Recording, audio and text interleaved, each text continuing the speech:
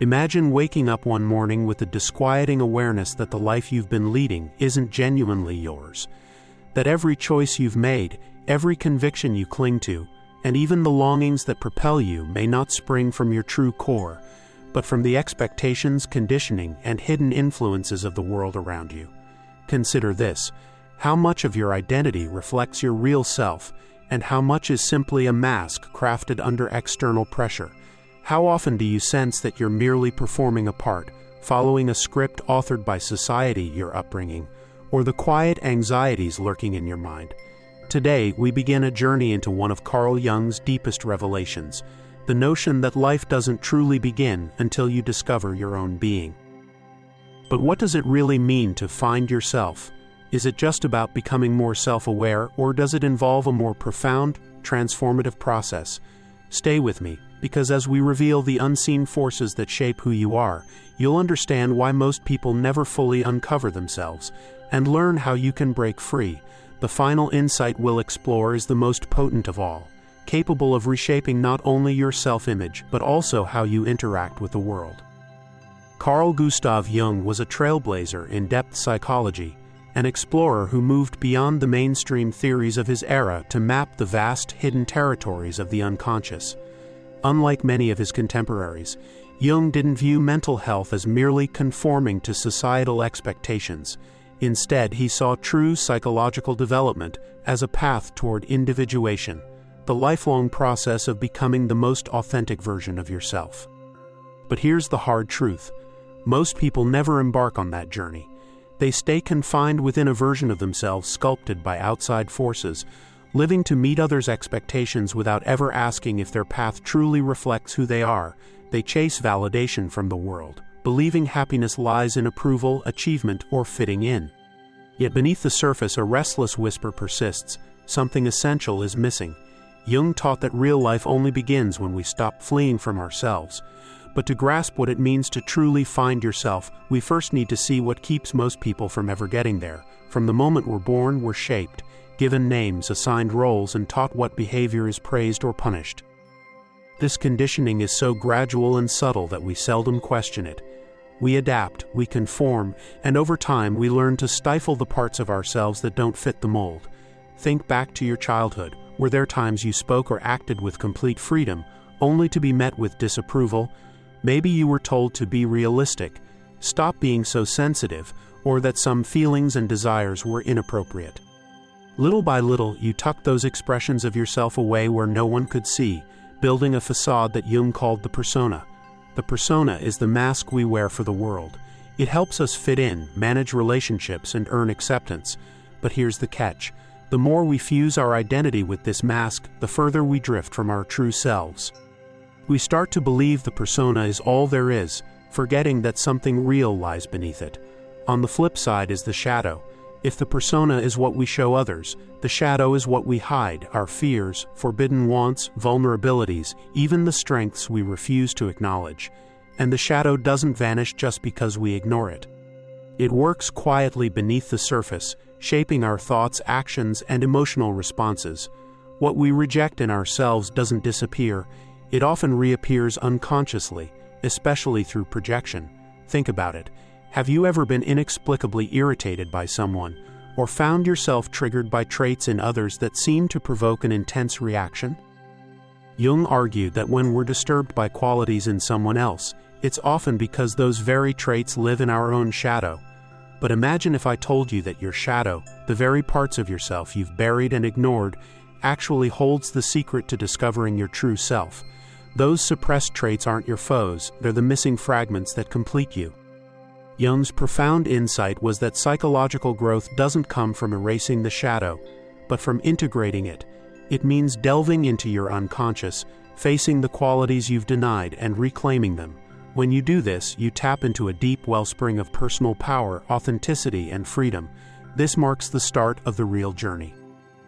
Are you prepared to face your deepest truths and shatter the illusions that have shaped you? What follows will upend everything you think you know about yourself, and it will open the door to a life that is genuinely yours. Most people drift through life convinced they already know who they are. They define themselves by their name, profession, culture, or past. But what if I told you your identity runs much deeper? The persona you cling to is merely a surface-level construct, a sliver of a far richer, more intricate reality.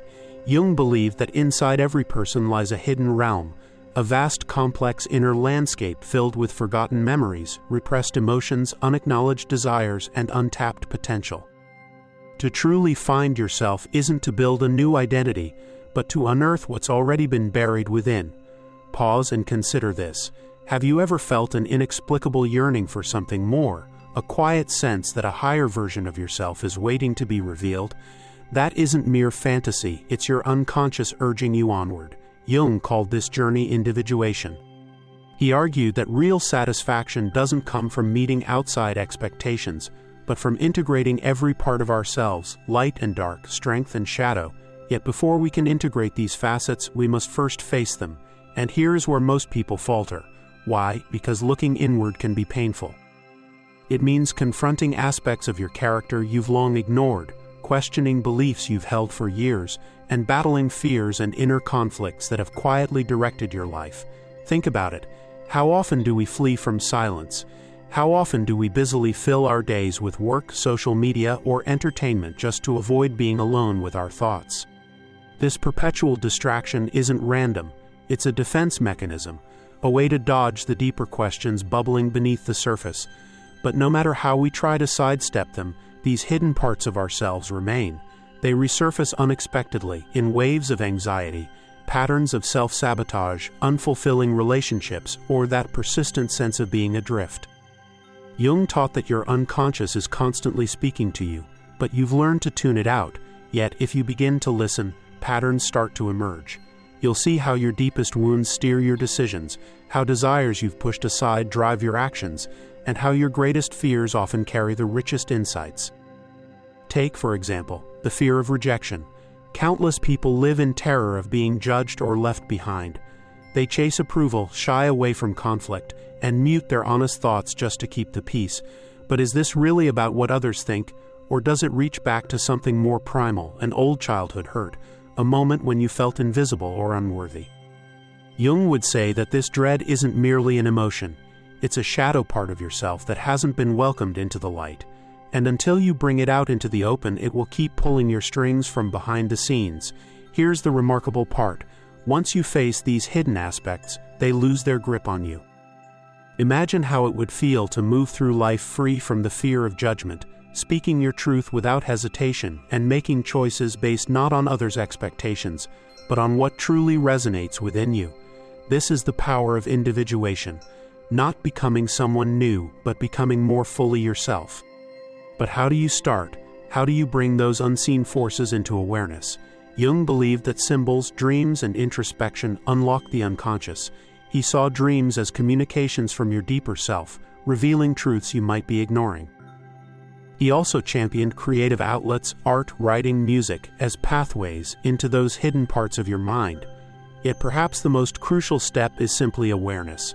The instant you begin to question your own thoughts, your automatic reactions, and the beliefs you've always taken for granted, you've already begun your transformation. The moment you stop fleeing discomfort and instead meet it with curiosity, you reclaim a piece of your true self. Here's the honest truth. Most people go through life as strangers to themselves. They follow a map someone else drew, never realizing they hold the pen. They stifle their real nature, unaware that their greatest power lies in embracing every part of who they are. But you don't have to stay trapped in that cycle. You have the power to tear away the veils of conditioning and fear that have kept you from living fully, to step boldly into the full expression of who you are without apology. In the next installment, we'll dive even deeper. We'll explore the hidden archetypes within your psyche, those timeless patterns buried in your unconscious that hold the secret to your greatest strengths. What you're about to discover could forever transform your self-image. If waking up to your true self were as easy as deciding to change, everyone would already be living in perfect harmony with their nature. But as we've seen, the path is far more intricate. It's not simply picking who you want to be. It's about uncovering the invisible forces that have shaped you, facing the parts of yourself you've denied, and weaving them together into an integrated, authentic identity. So here's the question to ponder. Why are you drawn to certain behaviors, desires, or fears? Why do you find yourself repeating the same mistakes again and again, even when you're determined to break free? In our next session, we'll begin unearthing these hidden patterns, so stay with me. Carl Jung introduced a groundbreaking concept. He believed that every person carries within them universal patterns, deep-seated psychological templates that guide our thoughts, feelings, and actions, often beyond our conscious awareness. He named these templates archetypes. According to Jung, archetypes are timeless, collective images housed in the collective unconscious, a shared psychic foundation we inherit from our ancestors' experiences. These archetypes inform our sense of self, shape how we relate to others, and even color our worldview. Think of the narratives that recur across cultures: the hero's journey, the wise mentor, the dark antagonist, the innocent child. You see them in myths, religions, novels, and even in your dreams. They aren't mere stories. They're reflections of psychological forces active within us all, constantly influencing our decisions and emotions, whether we notice them or not. Take the hero archetype, for instance. This is the part of you that yearns for a greater purpose, that feels compelled to face challenges, grow stronger, and become a higher version of yourself. But the hero archetype never stands alone. It always accompanies its counterpart, the shadow. As we've explored, the shadow holds the parts of you you've repressed, your fears, your vulnerabilities, and even the strengths you've yet to claim.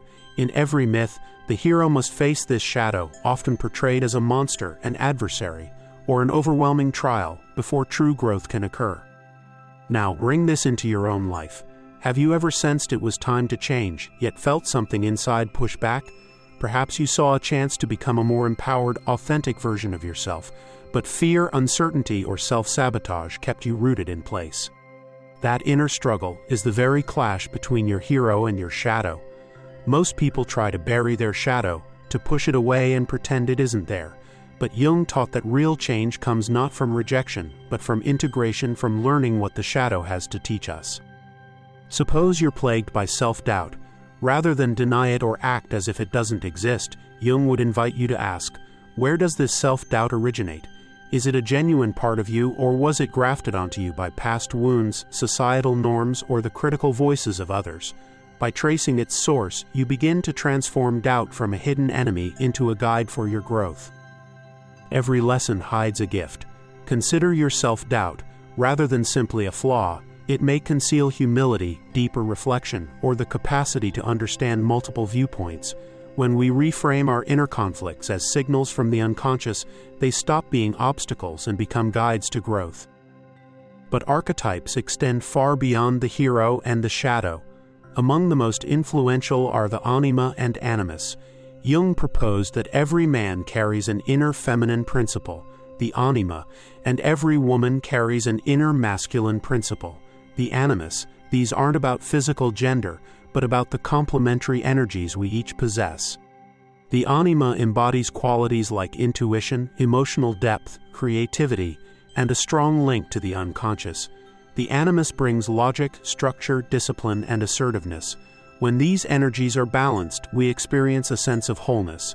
But when they're out of sync, inner tension emerges. For instance, a man who denies his anima may find it hard to express feelings, viewing vulnerability as a sign of weakness. Conversely, a woman who rejects her animus may struggle to speak up or take charge, feeling hesitant to assert her own needs.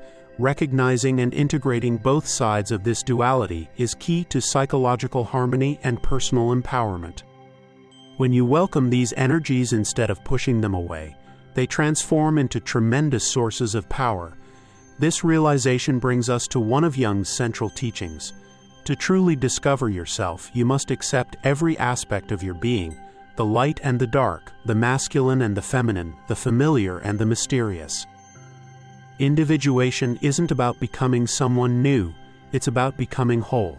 Yet there is one final piece to this journey, a revelation that unites everything we've covered and stands as perhaps the most transformative insight of all. Because the biggest barrier to self-discovery isn't just fear, self-doubt, or outside conditioning. It lies even deeper, woven into the way we perceive reality itself. In the next segment, we'll lift the veil on this hidden obstacle. What you're about to learn will challenge every assumption you've held about yourself, and it could alter the course of your life forever. Throughout our exploration, we've uncovered the hidden forces that shape who you think you are, the masks you don, the shadow you bury, and the archetypes guiding your behavior. But now it's time to face the deepest illusion of all, the illusion of a fixed self. Most of us move through life believing our identity is a single unchanging I, formed by memories and experiences. Yet Jung and many philosophers and mystics before him revealed something far more radical. The self is not static, it's fluid, ever-evolving, and far more expansive than we've been taught to believe. Imagine that the you identify with today is only one facet of a much larger consciousness, one that has been unfolding over generations, accumulating wisdom and lessons across lifetimes. Jung called this the true self, not the small, ego-driven identity that clings to labels and fears, but the complete totality of your being, unbound by the illusions of who you think you must be. And realizing this is both freeing and daunting, because it shows that everything you've believed about yourself, all your fears, limits, and personal narratives, is only part of the story. It's a mental construct, a temporary shell. Here's the most profound truth: you are far more than an individual self drifting through time. You're a vast, interconnected web of consciousness, carrying ancestral wisdom, the depths of the unconscious, and boundless potential for transformation. So why do we still feel trapped? Why do doubt, fear, and suffering persist? The culprit is the ego. The ego isn't evil, it's the aspect of mind that creates separation. It's the inner voice that declares, "This is me and this isn't me." It erects barriers, draws boundaries, and ties you to familiar patterns.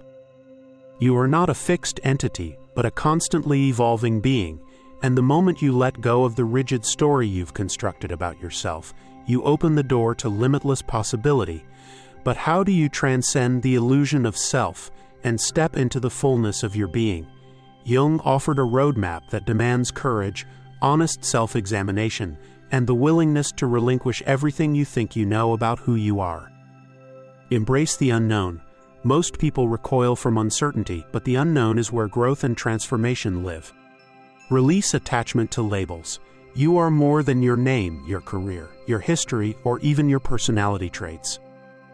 Listen to your unconscious. Pay attention to your dreams, your gut instincts, and the subtle stirrings of intuition.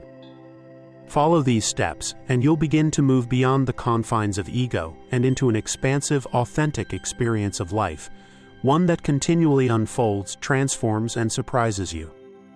The more you tune in, the more you'll start to notice patterns, meaningful coincidences, and signs guiding you toward your authentic path. And finally, surrender to the unfolding. Discovering yourself isn't a one-time achievement, it's an ongoing adventure, peeling back ever deeper layers of truth. Here's the ultimate insight: you were never truly lost. You've always been here. Your real self has been inside you all along, waiting to be remembered. Now the choice is yours.